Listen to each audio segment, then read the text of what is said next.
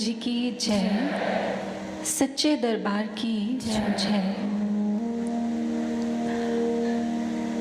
5 वर्ष का छोटा सा बालक ध्रुव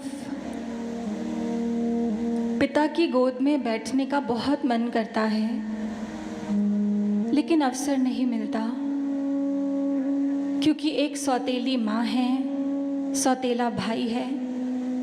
लेकिन आज किसी तरह पिता की गोद में बैठ जाता है और सौतेली माँ खींचकर नीचे उतार देती है। ध्रुव बहुत दुखी होता है, अपनी माँ के पास जाता है। उसकी माँ कहती है, ध्रुव, यदि तुझे पिता का सिंहासन और पिता का दुलार चाहिए तो जाकर तप कर। वो छोटा सा बालक तप करने के लिए निकल जाता है। इतना कठिन, इतना गहन तप किया, भगवान को प्रसन्न कर लिया। भगवान प्रकट होते हैं, कहते हैं, ध्रुव, मांगो, क्या वरदान मांगते हो? किसके लिए तप कर रहे थे? ध्रुव ने जब भगवान को देखा तो मानो सब भूल ही गया। कहता है, तप, वरदान? नहीं भगवान, मैं तो कुछ भी मांगना नहीं चाहता। भगवान मुस्कुराए, नहीं ध्रुव, शायद तुम्हें भूल गया, तुम तप कर रहे थे, और तप इसीलिए किया जाता है कि कोई वरदान प्राप्त हो। तो मांगो, तुम्हें क्या चाहिए? और ध्रुव ने उस दिन वही मांगा जो भगवान श्री कृष्ण श्रीमद् भगवद गीता में अर्जुन को भी समझाते हैं कि अर्जुन, यं लब्ध्वा चापरं लाभं मन्यते नाधिकं ततः।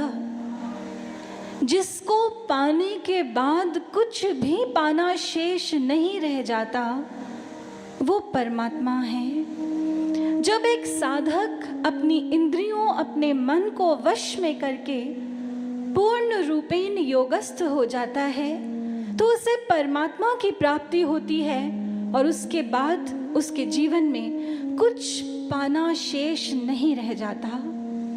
आज ध्रुव ने भी भगवान को यही कहा, भगवान, मुझे याद आ गया, मैं तप तो कर रहा था, परंतु जिसके लिए मैं तप कर रहा था, मुझे उससे कई गुना बड़ी चीज प्राप्त हो गई है। मुझे तो आप ही मिल गए हैं भगवान, इसलिए अब मैं कुछ भी नहीं चाहता, मैं कुछ नहीं पाना चाहता।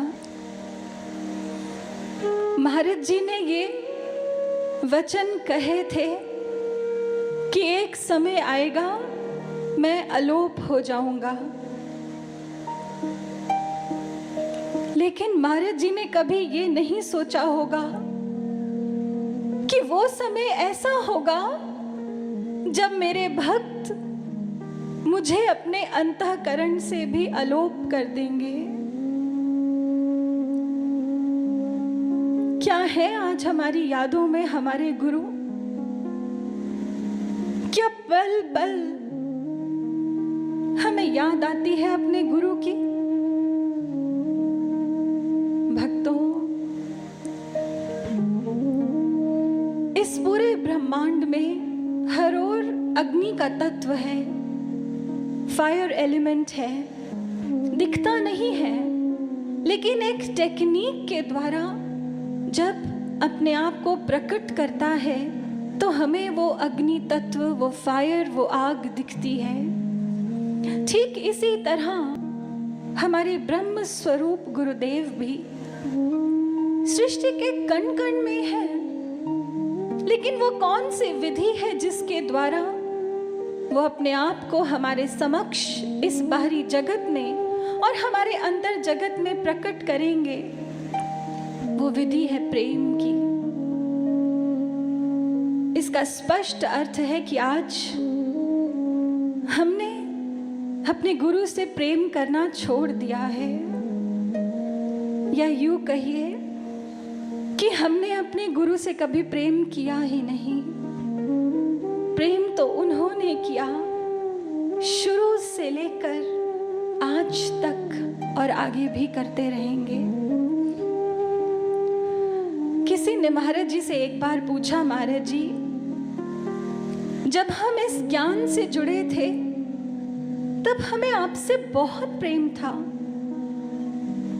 हम कई कई घंटे आपके लिए रोते, विचलित रहते, आपके दर्शनों के बिना तड़पते, लेकिन जैसे जैसे इस मार्ग पर आगे बढ़ते गए ना जाने वो प्रेम कम होता गया। क्यों ऐसा होता गया? महाराज जी गंभीर हो गए। महाराज जी ने कहा, उस समय जो था वो हमारी विशेष कृपा थी, वो हमारा प्रेम था जिसकी अभिव्यक्ति तुम में दिखती थी, लेकिन अब जो है वो तुम्हारी वास्तविकता है। भक्तों, ये हमारी वास्तविकता है। अपने गुरु के लिए हमारे हृदय में कितना प्रेम है ये हम जानते हैं। तो क्या करें, कैसे प्रेम करें उनसे? कब तक हाथ पर हाथ धरे बैठते रहेंगे और यही सोचते रहेंगे कि प्यार प्यार किया कहाँ जाता है, प्यार तो हो जाता है। भक्तों, जो हो जाता है वो प्रेम होता ही नहीं। जो हो जाता है वो आकर्षण होता है, जो हो जाता है वो मोह होता है, जो हो जाता है वो वासना होती है, जो हो जाता है वो मन के अधीन हो जाता है। ये मन अधोमुखी है, इसलिए जो हो जाता है उसकी अभिव्यक्ति भी अधोमुखी होती है। प्रेम की वास्तविकता तो यह है कि प्रेम किया जाता है। प्रेम एक तप है, प्रेम एव परम तपः। प्रेम एक साधना है, इस प्रेम साधना को किया जाता है और इस प्रेम साधना को करवाने के लिए ही वो भगवान, वो परमात्मा प्रेम अवतार बनकर एक गुरु के रूप में अवतरित होते हैं। एक बार महाराज श्री से किसी ने पूछा कि महाराज जी प्रेम किससे करें?